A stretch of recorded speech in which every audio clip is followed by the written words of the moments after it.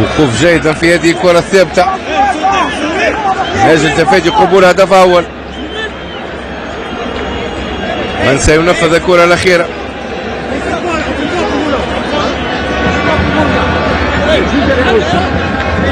لصالح المنتخب الغيني.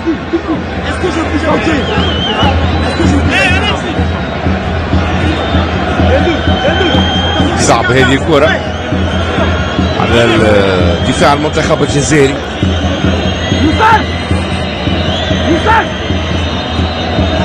جراسي ننتظر له التنفيذ. جراسي امام قندوز، جراسي امام سياقا، جراسي شوف يعني اعصاب من حديد يا قندوز.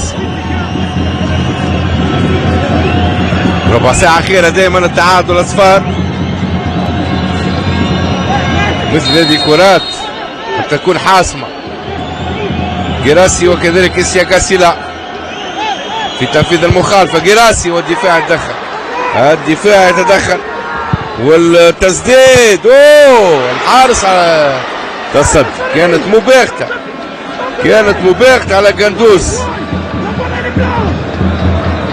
الكرة كانت تغالط قندوز. ضغط رهيب جدا من المنتخب الجزائري في المنتخب الغيني في هذه الدقائق. حذاري من قبول الهدف، يصبح التعويض صعب. عثمان كامارا، دياكابي، دامبوسيلا يخطئ، ترجع من الدفاع في مرة أولى ثم مرة ثانية. جراسي، كرة تعود غينية، البحث عن التسديد لا يسدد. ساليفو التوزيع والكرة تعود ولا توزيع مرة أخرى، لكنها كانت بطريقة قوية.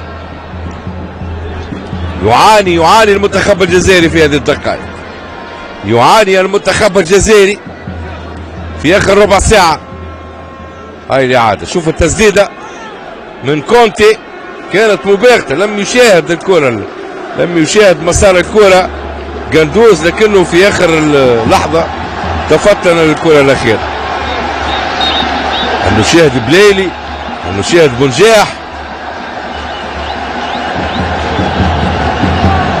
عادة المنتخب اللي يلعب على التعادل يخسر، هذا ما نتمناه للمنتخب الجزائري، لأن نتمنى هذا السيناريو.